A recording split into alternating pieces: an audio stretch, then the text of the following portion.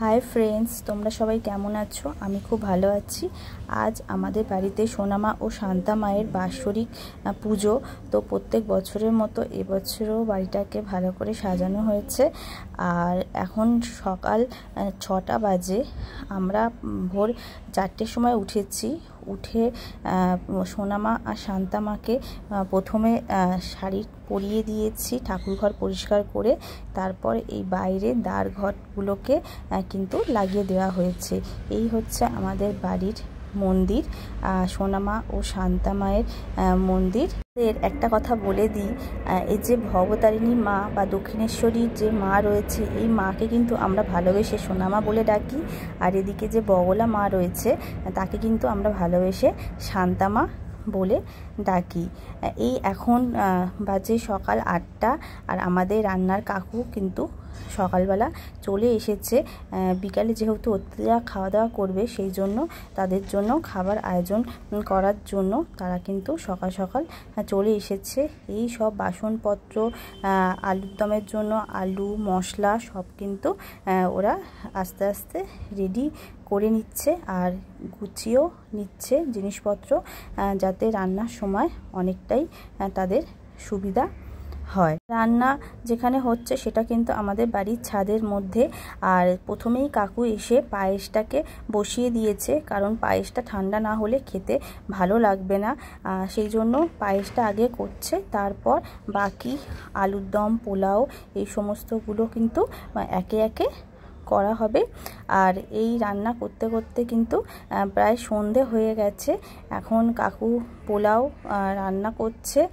প্রায় এখন সন্ধে 6:30টার মতো বাজে। আর ওদিকে কিন্তু অতিথিরা সবাই আসতে শুরু করে দিয়েছে। আর এই হচ্ছে বাড়িতে যে লাইটিংগুলো লাগানো হয়েছিল, সেটা কিন্তু দেখতে ঠিক এই রকম লাগছে। এখন প্রায় সন্ধে 7টার মতো বাজে। আর আস্তে আস্তে সবাই আসছে। আর এদিকে পুজোর তোড়জোড়ও শুরু হয়ে গেছে, ফল কাটা হচ্ছে। আর ওদিকে আমাদের ঠাকুরমশাইরাও এসে গেছে। আমাদের যেহেতু শান্তা মা আর সোনা মা দুই মা রয়েছে, সেই জন্য আমাদের প্রত্যেক বছর পুজোতে দুটো করে পুরোহিত লাগে। একটা পুরোহিত কিন্তু দুটো মায়ের পুজো কখনোই করতে পারে না, সেই জন্য দুই মাকে পুজো করার জন্য দুটো পুরোহিত এসে গেছে। আর ওরা সমস্ত জিনিসপত্র সব গুছিয়ে নিচ্ছে, জোগাড়জাটি করে নিচ্ছে। কারণ মায়ের ঘটের যে নারকেল আর আম পাতা রয়েছে, সেইগুলো কিন্তু ওটা পরিবর্তন করে নতুন নারকেল লাগানো হবে, সেটা কিন্তু আমাদের ঠাকুরমশাইরাই করে। তো এই সবাই এখানে এসে বসে রয়েছে, গল্প করছে, মজা করছে, আনন্দ করছে। আর পুজো কখন শুরু হবে সেই জন্য কিন্তু সবাই অপেক্ষা করে রয়েছে।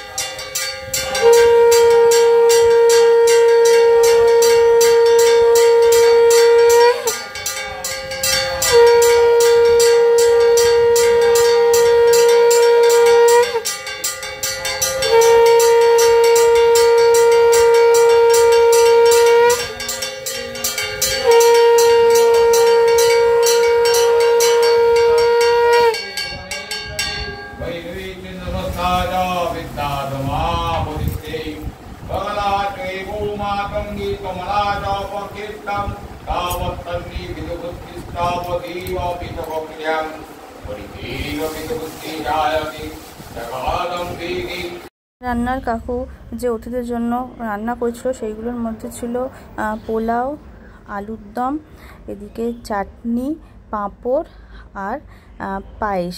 পাঁপড়টা একটা জায়গায় কন্টেনারের মধ্যে ঢেকে রেখেছে, না হলে নরম হয়ে যাবে, দেখাতে পারলাম না। এই সবাই এসে মায়ের মন্দিরের যে বারান্দা রয়েছে সেখানে সবাই বসে রয়েছে আর প্রার্থনা করছে নিজেদের মঙ্গলের জন্য।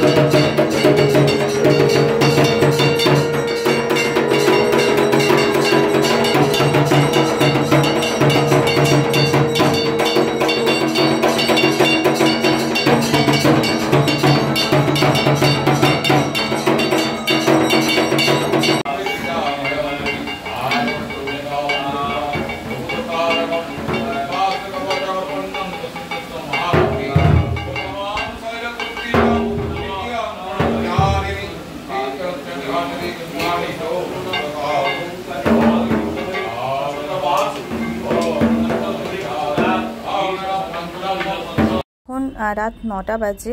আর যারা দূরে থেকে এসেছিলো তারা কিন্তু সবাই খেতে বসে গেছে। আর খাবার নাকি খুব ভালো হয়েছিল, কারণ যে কাকুকে রান্না করছিল সেই কাকু কিন্তু প্রত্যেক বছরই আমাদের করে, আর উনি কিন্তু খুব ভালো রান্না করে।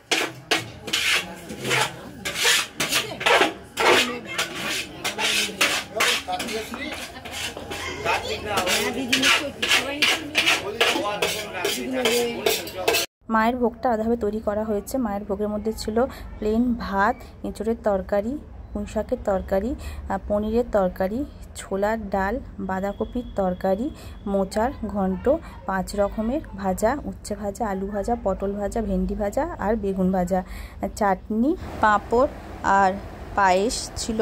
আর তার সাথে ছিল লুচি আর সুজি।